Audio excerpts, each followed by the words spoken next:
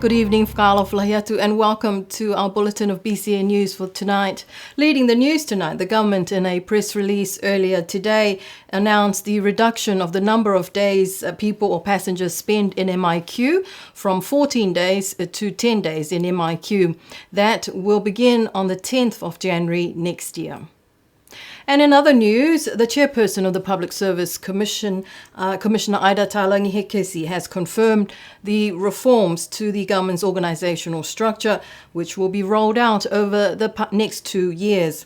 The proposal, though, or the new look to the public service, has copped criticism from heads of departments over what they say is a lack of consultation in the entire process. Commissioner Talangi-Hekesi was on News of the Week radio program last Friday and said that she was aware of the complaints from heads of departments over the lack of consultations, but she says consultations have been ongoing and these reforms are not new. The new look public service will see an increase in the number of departments and central agencies and one new ministry as approved by Cabinet last month. The heads of government departments were given until today to submit their comments on the proposed new government structure. If these structural reforms proceed unchanged, there will be an increase in the number of central agencies from 4 to 7. There will be an additional ministry, making it 4 government ministries with 6 new departments. 2 new departments under the Ministry of Natural Resources, the Department of Climate Change and the Department of Fisheries. In the new Ministry of Economics and Finance, there will be Customs and Taxation, Immigration and Statistics, Economics and Trade, and a new proposed office, the Auditor's Office. There are also proposed changes to establish and rename some central agencies, such as the Central Agency called National Security, which is a rename of the new Police Department. The National Security will be responsible for policing, the National Disaster Management Office and Corrections, responsible for the running of the prison farm. What used to be the Central Agency of Cabinet Parliamentary Services will be separated. One will be called Executive and the other Central Agency for the Assembly. What used to be External Affairs under the Office of the Secretary to Government will, in the new structure, be elevated to a central agency in itself called Foreign Affairs. The Minister of Finance, Crosley Tatui, says that the government's proposed structural reforms were made known earlier this year, emanating from the overdue audit reports and the various reports conducted by international organisations on the capacity of the new public service. Some of these reports include the Institutional Strengthening and Governance Project report, the Asian Development Bank-funded Public Expenditure Financial Accountability reports, PIFTAX Taxation Review Report, and also PIFTAX Non-Tax Revenues Report, to name a few. These reports were conducted on the capacity of the public service to meet international best practice standards, something that has been lagging in the service for some time, according to the Minister. Here is Minister Crosley Tatui in an earlier BCN News interview in August, talking about the need for a whole-of-government review. I think it's important to note that though a lot of people, we want things to be speeded up a bit. Capacity is limited to the extent that we, in the past, tend to overestimate our ability to actually make positive achievements than not think so.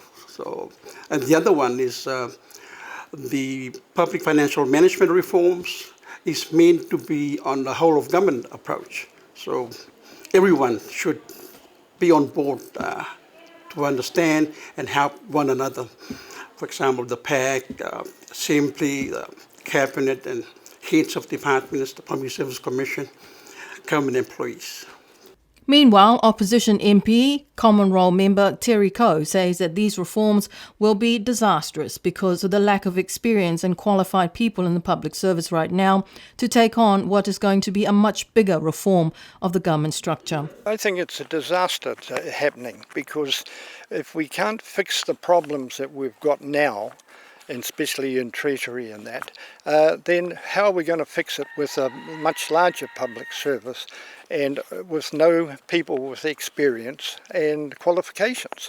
Where are we going to get those people? We're going to take them from the private sector and they'll be struggling again with people. Or we're going to advance people up with no qualifications, and that's, again, heading for disaster. And bringing more people in, expats and that, I don't think that's the right thing. We can see with the hospital, with the nurses and the teachers, we've got problems there.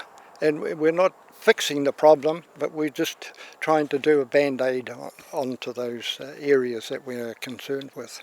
Honourable Terry Coe says that he is also concerned that this new structure will mean an increase in the personnel costs to the government. One of my major concerns is that we haven't got the money. We're spending so much money on the public servants now, and we're not getting the full benefit of their working hours, during the day. They're not coming to work on time, they're knocking off early, are still only working 4 days. And the Commission is saying, these people make up their time if they are late, and they were working in the villages, helping the villages on Friday, VCs and that. That's not true. She knows it's not true, but she keeps on saying it as an excuse. So we need to do those basic things properly first, before we even look at that. And the IMF would be doing the Treasury ones, but we're doing it across the board with the police and all that. And I believe who would, you tell me a Niuean who would want to change Niue Police to security, whatever it is, department. National security. What are we going to be? We want to arm the police and then we're going to spy on each other and all this. It's just ridiculous. Terry Coe thinks that the government should go back and consult widely before making the final decisions. He is also critical of the Public Service Commission, saying that they too lack the experience in the public service. And I think we should sit down and look at this. Don't worry about increasing the departments. Try to get the departments now to work more efficiently and get their input into it. How are we going to do it? So we work together, not just one person making a decision, by themselves. This is how we're going to fix it. And, with all respect, the Commission has got no people in there that have got public service experience. And I think it's a necessity to know how the public service works. And over the years, we've seen the changes. Some have been good, some haven't been too good. But this is at the moment is a disaster. As I say, you have people there that haven't been members of the public service for any time, and it just leaves them void of any experience. Terry Coe said that he hopes to raise some of these issues at the next sitting of the Whanokepule next Wednesday, which will be the final sitting of the Assembly for the year. The Chief Executive of Telecom Niue Limited, Mr. Brett Collier, has resigned. This was confirmed to BCN News earlier this week by the chairperson of the Telecom Niue board, Avi Rubin. It's understood that Mr. Brett Collier sent his resignation letter to the board of Telecom Niue late last week from New Zealand. BCN News contacted the chairperson of the board, Avi Rubin, who confirmed that Mr. Collier did submit his letter of resignation last week. Avi Rubin said that the operations of Telecom Niue will proceed as normal. The board will have 3 months to recruit a new chief executive officer. In 2019, Mr. Collier signed a 4-year contract with Telecom Niue until 2023. Mr. Brett Collier, a few months ago, was successful in his application for the position of the Director General of the Ministry of Infrastructure, but decided not to accept the offer from the Public Service Commission. The Niue Primary School held their prize-giving ceremony last Friday, and this is the time when the students find out how they performed academically in this past year. Of course, the top award for the school is the Ducks Award, and this year that award went to young Troy Tatui from Hakupu.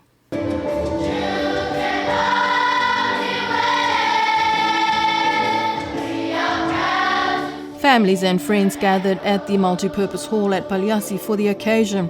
One of the highlights of the day, of course, is finding out who the top academic students of the school year are from the senior class of Year 6. These are the students who will be leaving Niue Primary School and will be moving to Niue High School next year. So the award for the Niue Primary Ducks for 2021 went to Troy Tatui from Hakupu. Troy is the elder son of Leroy and Patricia Tatui. In second place is Zoe Tungiavalu from Lakapa. She is the daughter of Filda and David Tungiavalu. And in third place is Suinga Kalapu from Waiea. She is the daughter of Stephanie and Faisal Kalapu. Congratulations to all the students and teachers of Newman Primary School.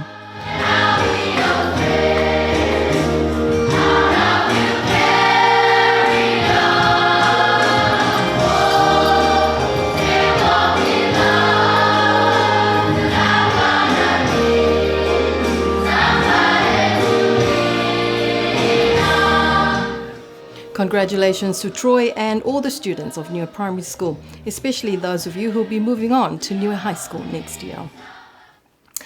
The National Disaster Office responsible for the MIQ facilities confirmed that the 48 passengers currently in MIQ have all returned negative results for their COVID tests on day 3. Visitors were allowed on Friday because of the negative test results. The 48 passengers from the last flight are being quarantined in 3 cabinet-approved MIQ facilities, the Scenic Matavai Resort, the Matavai Apartments at Home Office, and Taokefales at Lakapa. According to the NDMO, because of the negative COVID test results, the government had allowed for visitors on Friday from 1 p.m. until 7 p.m. However, the passengers must wear their masks from behind the 2 fences 5 meters away from the visitors. Meanwhile, Common Role member Honourable Olaf Jacobson was on Radio New Zealand earlier this week saying that she missed out on her seat on the last flight to Niue over what she says was confusing information from the government on when she had to complete her pre-departure COVID test in New Zealand. Honourable Jacobson says that the new government officials must be very clear on when these tests must be done.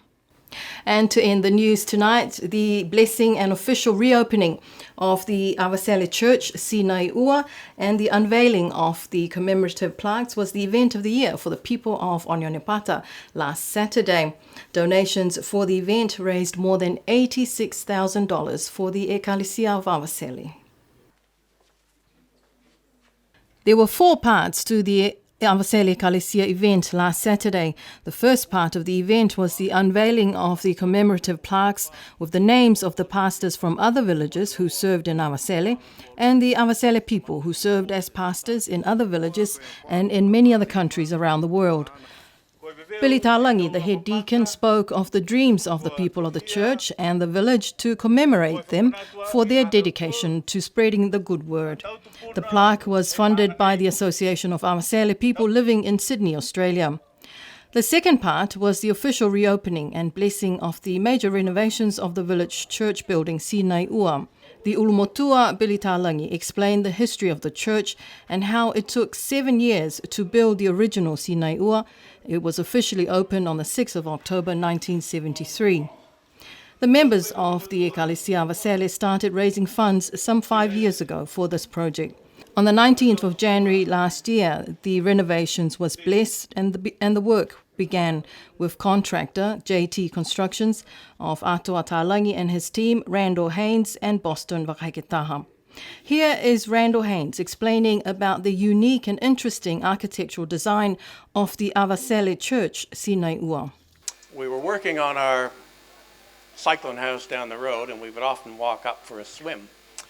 And I would stand on the road and look at the church, and I would think, why is that roof so out of level? And that it actually sloped way down. And it wasn't until I got inside the church that I realized it was part of a very interesting design. The front wall, the front entrance, is wider than the back wall. And what that is, what I call it, is a perspective design, which means your focus is being taken from a wide area to a narrow area, and the unlevel roof was following the same part of the design. It's very unusual and very creative. The only reason I'm talking about that, because I think it's very important that we do realize that this is quite a creative bit of architecture, and it's all right here in Avasele. And the builders of that should get a lot of credit for what they've done with that building.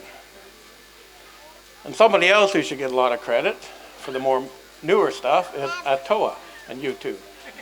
And that he's taken on the whole job of renovating the church. And finally was the renovation of all the church pews.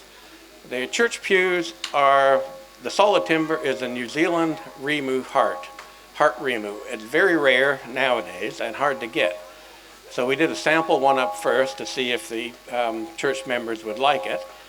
And they did, so we carried on and did all the rest of the pews up the same way.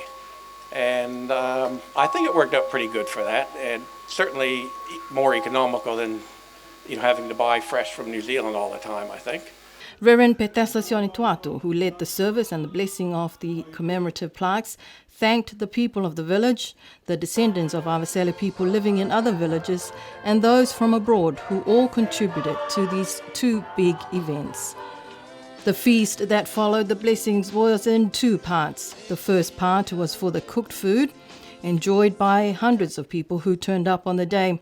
And the second part was the traditional ngalue whakatunave, which was then distributed to all the pastors of the day, on the day, other ecclesia and other churches, as well as the Premier, Honourable Dalton Tangilangi.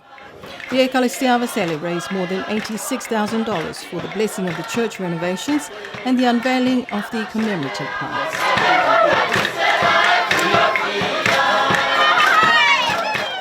And that's our news bulletin for tonight. Do join us again on Tuesday next week for our bulletin in Wangahau.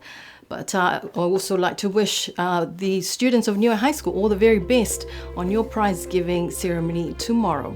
You have a lovely weekend, and we'll be with you on Tuesday. Until then, good night.